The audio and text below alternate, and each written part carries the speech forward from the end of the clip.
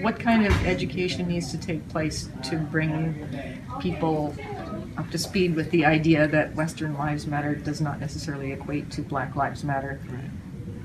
So I think this is on multiple levels. So first of all, we are talking about individual incident, and that has to be investigated. And then there's the larger, I guess, forum around racism in general within our society.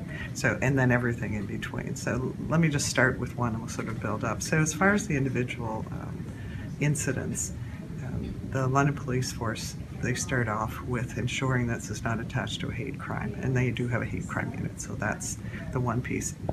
We don't know the result of that at this time, but if we go to the next step on that, the campus police would take that. So let's, if we can assume it's not attached to a hate crime, which I don't think we can, but if we were to go there, then the campus police then can also investigate to see if it's a breach of our Western Code. So we will do this, and then it comes through our normal procedures as a potential harassment or whatever the breach of the code. So that's an actual incident. The larger piece is the identification of the individuals in this incident, let's say, and then talking about their motivation and ensuring they understand the potential of the community impact. But that's kind of at a very micro level, and I think what we have been moving on a path of evolution towards engaging our community around racism and inclusivity.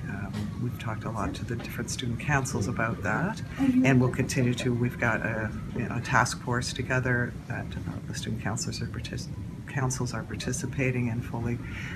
We've been discussing doing a day forum on racism and to ensure that we have multiple programs. It's just the larger education of our community that we feel is necessary in a continuing evolution along this.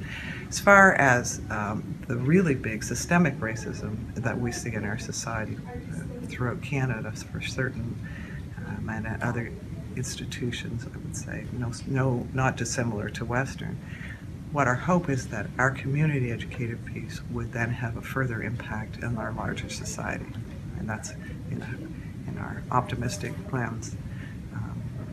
That's really how we've broken it down. Do you think, though, there will always be a part of the community that says this is just political correctness run amok?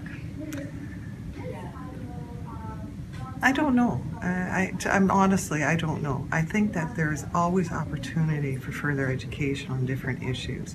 And I'm not naive enough to think that this goes away overnight. I think this is larger systemic issues that we've seen for many, many years. So anticipating this going into the future, I would say that we still have to address many racist attitudes within our society.